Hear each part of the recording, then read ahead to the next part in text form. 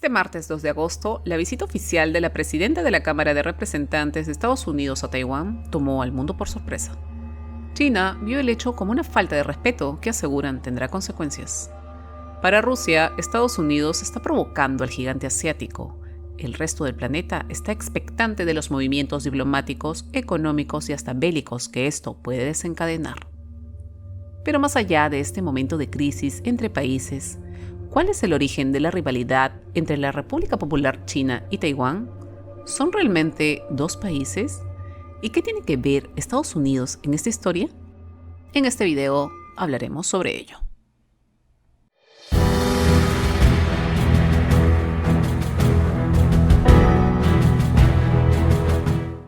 La historia entre la República Popular China, la que todos conocemos, y la República de China, nombre oficial de la isla de Taiwán, puede parecer confusa inicialmente, pero es cuestión de poner un poco de atención y seguir la cronología.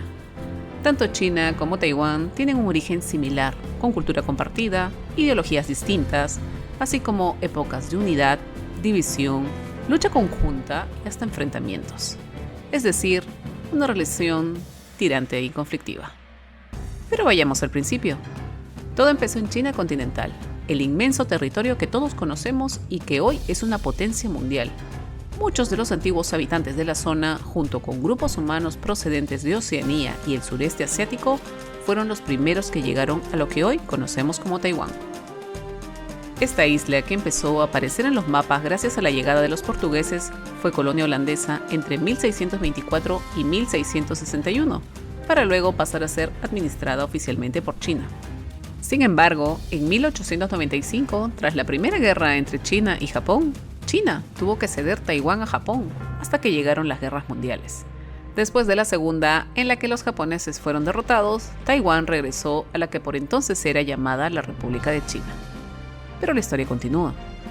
Ya desde antes del fin de la Segunda Guerra Mundial, dentro del gigante asiático se estaba viviendo una revolución política, ideológica y cultural. Por un lado, estaban los nacionalistas chinos, quienes gobernaban el país bajo las órdenes de Chiang Kai-shek, mientras que la revolución venía por parte del Partido Comunista, liderado por Mao Zedong. En 1949, la guerra civil llegó a su fin con victoria de la ofensiva comunista china. El 1 de octubre de ese año quedó oficialmente fundada la República Popular China. Los nacionalistas, cerca de 2 millones de personas, entre militares y políticos, intelectuales y empresarios, dejaron el territorio continental, fueron a Taiwán y designaron a Taipei como la capital de la República de China. Entonces empezó la coexistencia y la hostilidad entre las dos Chinas. Para China continental no resultaba muy complicado tratar de invadir Taiwán y recuperar su dominio. Sin embargo, Estados Unidos entró a tallar en el conflicto y posicionó sus tropas y embarcaciones de guerra frente a la isla, como una advertencia silenciosa de las consecuencias de intentar un ataque. Los motivos de esta defensa eran claros. En Corea, el norte socialista se había separado del sur, y los norteamericanos no querían una mayor expansión de estas políticas e ideologías en la región. Además, Taiwán tenía una posición estratégica, pues era una especie de pequeña muralla entre China y el Mar Pacífico. Bajo este contexto, y de manera sorprendente, Taiwán tuvo un crecimiento económico rápido y marcado gracias no solo al apoyo de Estados Unidos y algunos de sus aliados, sino también al reconocimiento oficial por parte de la ONU como gobierno legítimo de China. Pero todo empezó a cambiar a partir de los 70s, cuando el mundo comenzó a reconocer a la República Popular China. Incluso Estados Unidos, ya en el marco de la Guerra Fría, dio su voto para que la ONU reconociera a China continental como Estado oficial, aunque el vínculo con la isla nunca se rompió del todo. Otro cambio significativo fue que antes Taiwán se negaba a tener relaciones diplomáticas con quienes reconocían a la República Popular China, pero con el cambio del reconocimiento de Estado legítimo, fue China continental quien empezó a vetar a quienes tuvieran vínculos con Taiwán.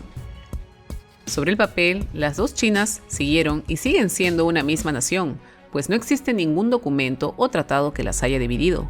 En la práctica, sin embargo, viven y se presentan al mundo como dos naciones distintas, con su propia representación, aunque siempre en conflicto, con ataques ya no militares, sino políticos y económicos. En los 90, China declaró que renunciaba oficialmente a su aspiración de recuperar Taiwán. Sin embargo, también dejó claro que de ninguna manera aceptaría algún tipo de independencia. Ya en la década del 2000 volvieron a tomar fuerza las propuestas independentistas en Taiwán. La respuesta de China fue la Ley de Antisecesión, que autoriza el uso de la fuerza ante actos de sublevación. Con el impresionante crecimiento económico, político y armamentístico de China, el veto impuesto a Taiwán ha aumentado. Oficialmente, los socios comerciales aliados, países con relaciones diplomáticas e incluso organizaciones internacionales a las que pertenece la República Popular China, no pueden tener contactos políticos, económicos o de ayuda con la República China. Claro que, en la práctica, muchos países del mundo tienen oficinas comerciales o turísticas en Taiwán, sedes muchas veces encubiertas que permiten contactos políticos y económicos. Con el paso de los años, la relación entre China y Taiwán ha seguido teniendo vaivenes, con épocas de relativa paz, el continuo veto, nuevas propuestas de independencia y cada vez más fuertes y directas amenazas ante cualquier intento de separación.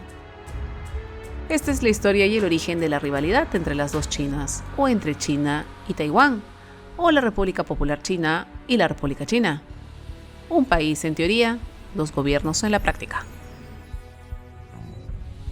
Pasando a la actualidad, las dos grandes potencias económicas y políticas del mundo son, hoy por hoy, China y Estados Unidos. Rivales en muchos aspectos, con grandes diferencias de pensamiento, pero también socios comerciales. Por ello, la visita de Nancy Pelosi, presidenta de la Cámara de Representantes del país norteamericano, ha sentado tan mal en el gigante asiático. Para ellos, es una ofensa que haya una visita oficial a un territorio que, según su concepto, es enemigo y no tiene estatuto de Estado. Además, la visita es vista como una provocación abierta y una maniobra estratégica para distraer e impedir el crecimiento chino. La respuesta del gobierno ha sido directa y tajante. Habrá consecuencias.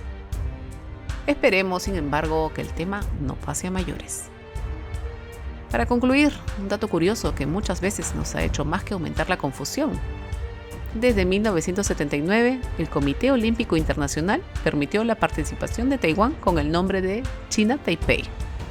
Un nombre más para este lugar con una historia singular y un estado político y diplomático muy particular.